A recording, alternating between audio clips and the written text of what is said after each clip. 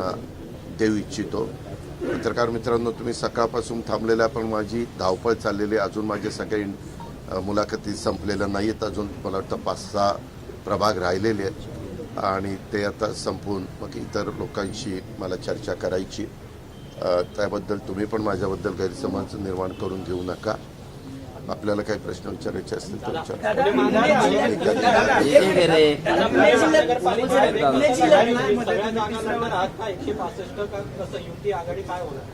एका मधल्या काळामध्ये तुम्ही प्रश्न विचारल्यानंतर मी आणि मुख्यमंत्री एका कार्यक्रमाच्या करता आलेलो होतो. त्यावेळेस मुख्यमंत्र्यांनी त्याच्याबद्दलचं सूतोवाच केलेलं आहे आणि तो सूतोवाच केलाय.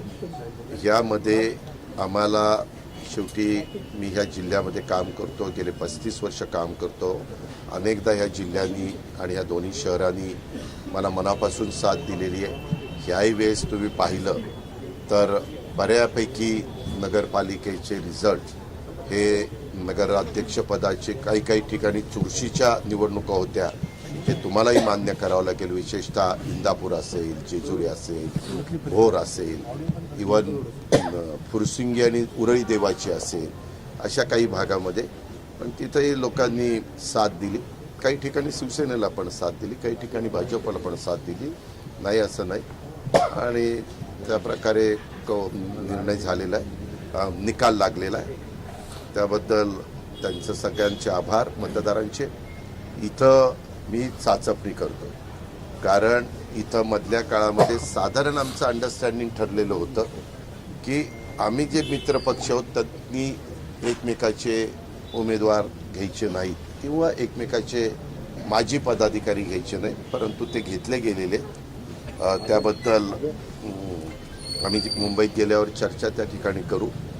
पण उद्याच्याला कुणी कुठं घेतले तरी काही ठिकाणी संख्या वाढल्यावर एक तर 9 वर्षांनी निवडणुका होतात. त्याच्यामुळं त्या पक्षातले मूळ जे काही उमेदवार वाट बघत होते की आपल्याला उमेदवारी मिळेल आणि आता तिथं दुसऱ्या पक्षातले काही लोक घेतले तर ते पण नाराज होणार. तेही कुठंतरी संधी शोधण्याचा प्रयत्न करणार आणि तशा पद्धतीनं आत्ताच काही सहकारी मला आतमध्ये भेटले. मी त्यांच्याशी चर्चा केली, त्यांचं काय मत आहे ते जाणून घेतलं. शेवटी आता इथं जे पक्ष आपापले उमेदवार देतील ते सगळा हाच प्रयत्न करतील की चांगल्यात चांगलं चारीचा प्रभाग व्हावा, चारी प्रभागातले ताकदीचे उमेदवार हे आपल्याला उभे करता यावे. अशा प्रकारचा प्रयत्न हा सर्वांचाच राहणार आहे, तसा माझाही राहणार.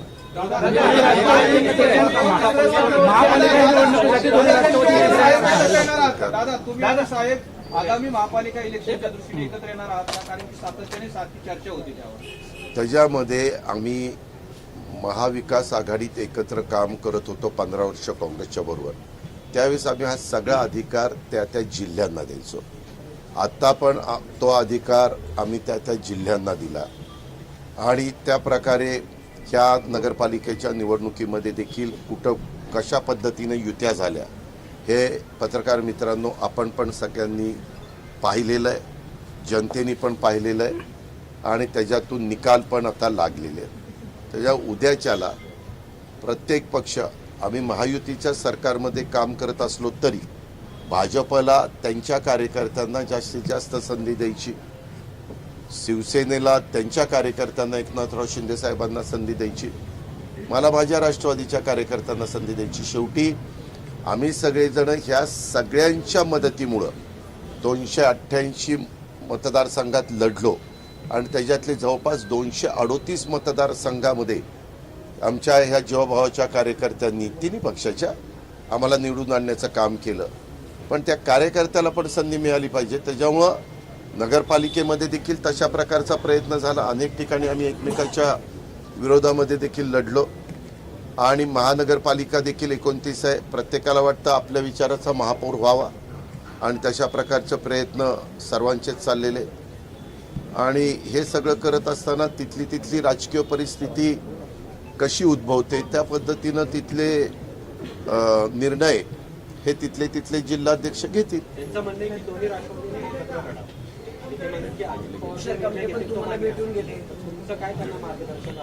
मी सांगितलं ना, त्यांनी तिथल्या जिल्हाध्यक्षांना शहर अध्यक्षांना भेटावं आणि त्याच्यातनं काही समन्वय साधता आला तर पाहावा. पण तुम्ही सकारात्मक आहात तुम्ही सकारात्मक आहात का? साहेबांसोबत जाऊन युती केलं तर आपला फायदा होईल. एकत्र लढावं असं तुम्हालाही वाटतं? त्या संदर्भात हे का साधं गणित आहे पत्रकार मित्रांनो. मताची विभागणी झाल्यानंतर निवडून येलेल्या उमेदवाराला अडचण येते. तीच मताची विभागणी होऊन नाही दिली तर त्यांना निवडून यायला सोपं जातं. तर तिथले शहर अध्यक्ष जिल्हा अध्यक्ष निर्णय घेतील. एक प्रकारे संकेत देताय का की आम्ही पवार गटाचे जे अध्यक्ष आहेत म्हणजे सातत्याने विरोध करताना दिसतंय नको म्हणून अजितदादांसोबत. ठीक आहे, नुकसान होईल. ठीक आहे. प्रत्येकाला स्वतःचं मत मांडण्याचा अधिकार असतो, तसं ते मांडतायत. त्यांच्या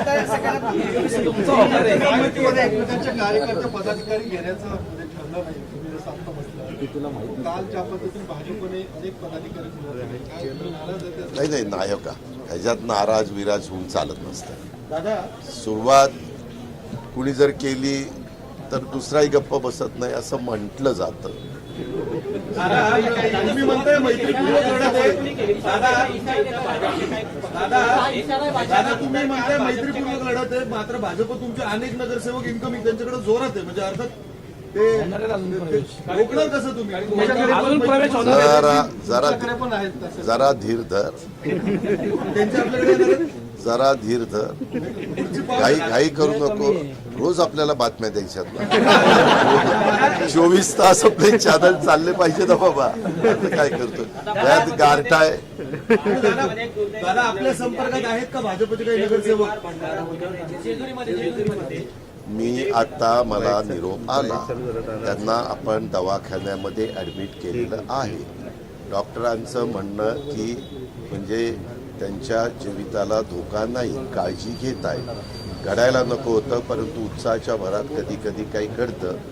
त्याची काळजी सगळ्यांनीच घेतली पाहिजे. दोन्ही राष्ट्रवादी एकत्र येण्यात कधीपर्यंत निर्णय होईल दादा?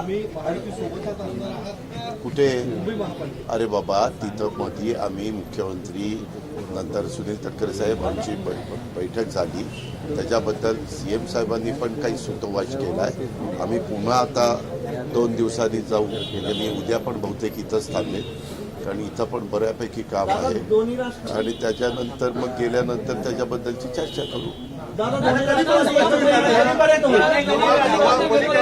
वाद आहे मित्र पक्ष विरोध करतायत कारण की नवमल्लिकांकडे जबाबदारी दिलेली आहे. का प्रत्येकाचं वेगवेगळं मत त्या ठिकाणी असू शकतं. त्यांना त्यांचं मत व्यक्त करण्याचा अधिकार आहे. त्याच्यामध्ये टीका टिप्पणी करण्याचं आम्हाला काही कारण नाही.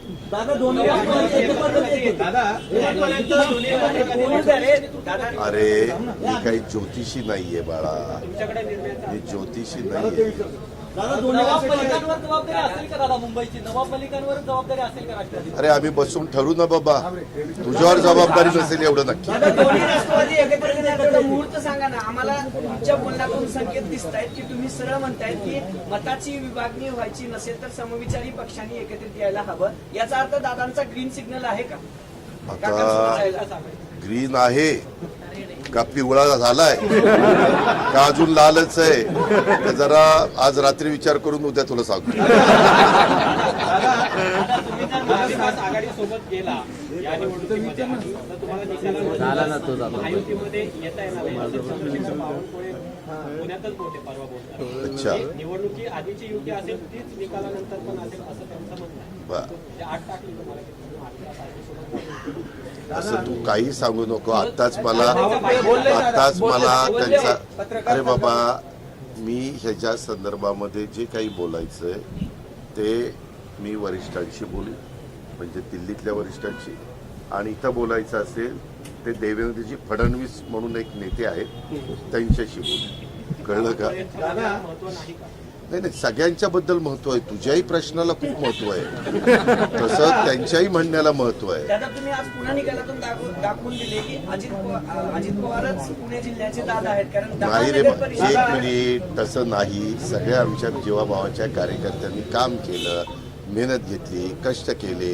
एक तर 9 वर्ष माझे कार्यकर्ते संधी मिळण्याची वाट बघत होते. 9 वर्ष जाऊ द्या, पण 4 वर्ष तरी 4 वर्षापूर्वी निवडणुका लागायला पाहिजे होत्या. पण हे चित्र महापालिकेत ज्या पद्धतीने आज ग्रामीण अरे मी काही मनकवडा नाहीये. मी कुठेही निवडणुका लढवत असताना माझं व्हिजन चांगलं असतं. त्या शहराचा चांगला विकास झाला पाहिजे अशी माझी भूमिका असते. आणि मला ज्या ज्या ठिकाणी कामाची संधी मिळते तिथं मी मनापासून काम करतो. तिथं मी अजिबात राजकारण करू इच्छित नाही. त्या भागाचा विकास करण्याच्या करता जेवढं काही आपल्याकडं असणाऱ्या पदाचा उपयोग करून त्यांना मदत करता येईल ती मदत करण्याची गेल्या अनेक वर्षाची माझी पद्धत आहे. दादा सातारा जिल्ह्यातील सांगवी या गावामध्ये आपल्याला फटका बसला असं वाटत नाही का? कुठला महायुतीमध्ये आपलं स्थान आता तिसऱ्यावरती आले. पहिला भाजप, दुसरी शिवसेना, तिसरं तुमचं. आता मी कमीच जागा लढवले होते ना. त्याच्या संदर्भामध्ये मला त्याच्यात वेळ त्या ठिकाणी कमी मिळाला. तरी देखील आम्ही जेवढ्या काही जास्तीत जास्त प्रचाराच्या निमित्तानं जाता येईल. तुम्ही तर बघत होता मी दररोज 7 सभा घेत होतो. माझे इतर सहकारी पण सभा घेत होते. आम्ही त्याच्या संदर्भामध्ये आम्हीच समाधानी आहोत. मी मगाशी प्रेस नोट पण काढलेली आहे, ट्विट पण केलेलं आहे. त्याच्यातनं आम्ही कार्यकर्ते पण आमचं समाधानी. आत्ता इथं पण अनेक जण एकमेकाला पेढे वाटत होते. पण अजून आम्हाला काम करणं गरजेचं आहे. सगळ्या जागा लढवणार आहे का तुम्ही? काय? रायगडमध्ये प्रदेशाध्यक्षांवरती अनेक जण बोलतात. उदय सामंत असतील, भरत गोगावले असतील, जे विजय झालेला आहे त्यावरून त्यांच्यावरती टीका केली जाते. हे त्याच्यामध्ये तिथलं पद्धत जरा वेगळी आहे. मी मध्ये देखील नागपूरला काही लोकांशी बोललो, उदय सामंतांशी किंवा भरत गोगावलेंशी असं मी बोललेलो आहे. त्याच्यातनं बसून मार्ग काढावा लागेल, कुठंतरी पुढं मागं सारखावं लागेल. दादा पुण्यातल्या सगळ्या जागा लढवणार आहेत 105. हा रायगडच्या पालकमंत्री हे बघा पत्रकार मित्रांनो, पालकमंत्री पदाचा पूर्ण अधिकार तुम्हालाही सगळ्यांना माहिती आहे. राज्याचे जे प्रमुख असतात मुख्यमंत्री, त्या मुख्यमंत्र्यांचा असतो. मुख्यमंत्री त्या 2 जिल्ह्याचा तिढा सोडवण्याच्या करता सक्षम आहे. 1 वर्ष जरी झालेलं असलं तर तिथलं कुठलंही विकासाचं काम आम्ही थांबवून दिलेलं नाही. कुंभमेळ्याचं काम देखील तिथं जोरात, म्हणजे जी काही पहिल्यांदा आपल्याला हे घ्यायचं असतं, खबरदारी घ्यायची असते, काळजी घ्यायची असते, ती पण तिथं चाललेलं आहे. आणि रायगडमध्ये देखील जे काही निधीचं वाटप असतं, विशेषतः जिल्हा वार्षिक योजनेचं, तेही व्यवस्थित तिथं चाललेलं आहे. नाशिकला पण व्यवस्थित चाललेलं आहे. दादा सातारा जिल्ह्यातील सारवी या गावामध्ये 115 कोटी रुपयाचे ड्रग्ज सापडले होते. त्या प्रकरणामध्ये आपल्याच पक्षातील विशाल मोरे, जे विद्यार्थी सेलचे अध्यक्ष पुण्यातले, त्यांना अटक करण्यात आली. म्हणजे आपण बॅकग्राऊंड चेक करत नाही का दादा? घेताना ड्रग्ज पुण्यामध्ये ऐका उद्याच्याला वेगवेगळे चॅनल ज्यावेळेस वेगवेगळ्या सहकार्यांना घेतात ते विश्वास ठेवूनच घेतात ना. आपल्याला काय माहिती की ते एखादी गोष्ट चुकीची झाली तर चुकीचं समर्थन आम्ही अजिबात करणार नाही. ती विकृती असते. अशा लोकांना आम्ही थारा देखील देणार नाही. अशांची आम्ही ताबडतोब हकालपट्टी त्या ठिकाणी करतो. पण एवढ्या मोठ्या ह्याच्यामध्ये हे तर होता कामा नये. पोलिसांनी पण काळजी घेतली पाहिजे. पत्रकार मित्रांनी पण बारकाईनं नजर ठेवली पाहिजे की कुठं काय चुकीचं घडतंय ते ताबडतोब लक्षामध्ये आणून दिलं पाहिजे. कारण पत्रकारिता देखील एक महत्त्वाचा घटक आहे, स्तंभ आहे. त्याच प्रकरणात एकनाथ शिंदे यांच्या भावावर देखील गंभीर आरोप होत आहेत. त्याबद्दल रिसॉर्ट आहे, त्याबद्दल स्वतः राज्याच्या मुख्यमंत्र्यांनी सूतवाच केलेलं आहे. हे आपल्या ऐकण्यात किंवा पाहण्यात आलेलं दादा असेल. पुण्यामध्ये साताऱ्यामध्ये हे जास्त होताना दिसते. एमडी सारखा ड्रग दादा, म्हणजे तुम्ही पालकमंत्री आहात पुण्याचे, इथंच कारखाना होता दादा. परवाच कारवाई झाली ना, दौंडला होता. अरे बाबा, तू जर मला आधी सांगितलं असतं की दादा एवढा दौंडला कारखाना चालू आहे, लगेच तिथं दाट टाकली असती. आम्ही पोलिसांना ज्या सूचना द्यायच्या त्या दिल्या, दोन्ही CPना दिल्या, SP ना दिल्या. आणि मी नेहमी त्यांना सांगतो, मी मुख्यमंत्र्यांच्या देखत तुम्ही पत्रकार मित्रांनी कितीदा तरी ऐकलं, राजकीय कुणी दबाव किंवा काही तिथं करण्याचा प्रयत्न केला तर त्याला अजिबात भीक घालू नका, त्या दबावाला बळी पडू नका. तुम्ही बघताय पत्रकार मित्रांनो, यंदाच्या वर्षी जिल्हा वार्षिक योजनेतनं आपण त्यांना इन्फ्रास्ट्रक्चर म्हणून गाड्या, CCTV कॅमेरे, जे काही त्यांना लागतं, कॉम्प्युटर वगैरे, किती गोष्टी दिलेल्या आहेत. अजिबात आपण कमी केलं नाही. आजपर्यंत आपल्या राज्याच्या इतिहासात इतक्या मोठ्या प्रमाणात पुणे शहर, पिंपरी चिंचवड शहर आणि पुणे ग्रामीणला गाड्या दिलेल्या तुम्ही एकदा कलेक्टरांना विचारा की यंदाचा जिल्हा वार्षिक योजना कितीची होती आणि त्याच्यामध्ये किती कोटी रुपये पोलीस खात्याला फक्त दिले दादा गेले. मग पोलीस कमी पडतात. पोलिसांना मध्ये तुम्ही होता गेले. एक मिनिट, ज्या दिवशी मुख्यमंत्री इथं कार्यक्रमाला होते 3,000 कोटीचे, त्यावेळेस मी काय सांगितलं की मी मुख्यमंत्र्यांच्या साक्षीनं सांगतो की कुठल्याही परिस्थितीमध्ये कोयता गँग, हे ड्रग्ज किंवा काही वेडेवाकडे प्रकार हे अजिबात होऊन देऊ नका. ते कुठल्याही राजकीय पक्षाशी संबंधित तिथं धागे दोरे पोचले तरी त्याच्यावर ऍक्शन घ्या, इथपर्यंत मी सांगितलं ना. दादा, आजचे जे नगर परिषदेचे निकाल आले त्याचे पडसाद येणाऱ्या महानगरपालिका निवडणुकीवर पडतील का? थोडाफार मतदारांच्यावर जे असे बॉर्डरवर असतात ते साधारण ज्यांची मतं पक्की ठरलेली असतात तिथं मतं बदलायचा प्रश्न येत नाही. परंतु जे अंदाज घेऊन किंवा आता काय परिस्थिती, आता काय केलं पाहिजे तशा पद्धतीनं मतदान करतात तिथं 5-10% फरक पडतो.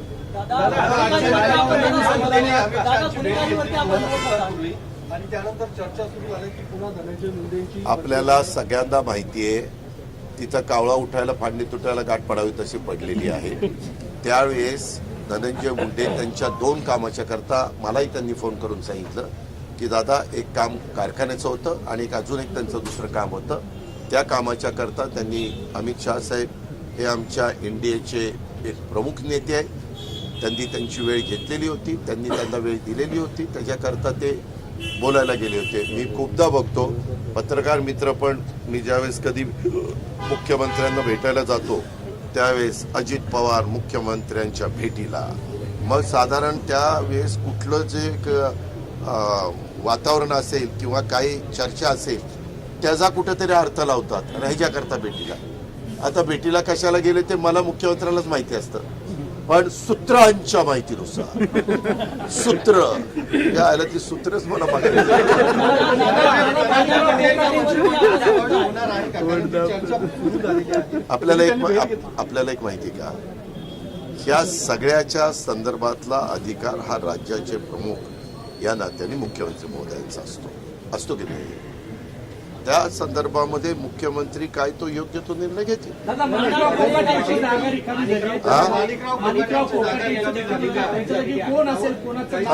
एवढी काय घाई झाली? नवीन क्रीडा मंत्री थांब जरा कळ काढ जरा, इतकी घाई करू नका. मला वाटतं ते सुप्रीम कोर्टात का काहीतरी गेले तुमच्यावर लोड अजूनही तुमच्याकडे खाता असू दे. अरे सगळा लोड टाकला तरी पेलायची ताकद आहे.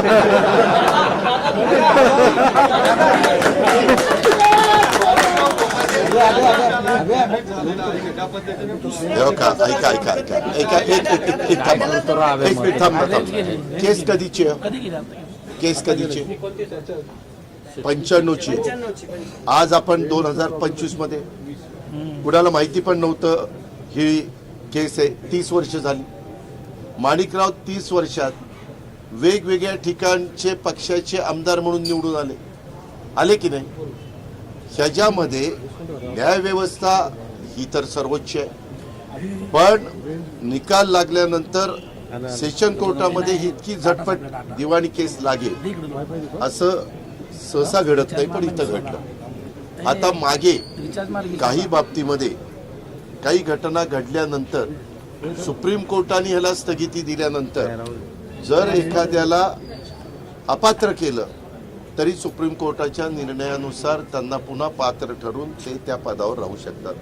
अशी उदाहरणं देशामध्ये घडलेली आहेत. घडली तर आधी धनंजय मुंडेंचा राजीनामा, मग माणिकराव कोकाटेंचा राजीनामा, प्रत्येक वेळेस अजित पवारांना डॅमेज केलं जाते का? एकनाथ शिंदेचं नाव आलं की क्लीन चिट मिळते, पार्थ पवारांचं नाव आलं तसं की काही नाही. तू त्याच्यामध्ये काडी घालायचा प्रयत्न दादा प्रश्न माझा ऐका. 2 मंत्र्यांचे राजीनामे आले, एकनाथ शिंदेचं नाव आलं, मुख्यमंत्री बाहेर आले म्हणले की क्लीन चिट. पार्थ पवारांचा घोटाळा आला की म्हणतात की गंभीर प्रकरण आहे, चौकशी करावं लागेल. अजित पवारांना आणि अजित पवारांच्या राष्ट्रवादींनाच नुकसान का पोहोचते? काळजी करू नको, मला काही नुकसान पोहोचत नाही. आम्ही एकत्र बसू आणि चर्चा करू समज गैरसमज काही आम्ही होऊन देणार नाही. लोकांनी आम्हाला 5 वर्षाच्या करता निवडून दिले. आम्ही व्यवस्थित कारभार करत राहू. पुण्याच्या जमीन प्रकरणामध्ये पार्थ पवारांचं एक पत्र समोर आलं 4 वर्ष जुनं. की पार्थ पवारांचं म्हणणं आहे ती सही माझी नाहीच, त्यांनी अशी तक्रार दिलेली आहे. म्हणजे हा सगळा प्रकार कुठेतरी वेगळ्या दिशेने जाताना पत्र दिसतोय. एवढं उशिरा का दिलं? कारण घटना खूप आधीची घटना आहे किंवा हे सगळं प्रकार आता मला काय माहिती, मी काय पोलीस खात्याचं आहे का कुणाकडनं? कधी आता 4 दिवसापूर्वी मला माहित नाही, मी नोटीस माहिती घेतली घेतली. असं पत्र दिलं. म्हणजे ती त्यांची सही नाही, त्यांनी असं मला माहिती नाही. मी वकिलांना विचारतो. पार्थची भेट झाल्यावर पार्थला दादा विचारतो. पुण्यात 125 जागा जिंकणार म्हणते, तुम्ही किती जिंकणार? राहिलेल्या आमच्या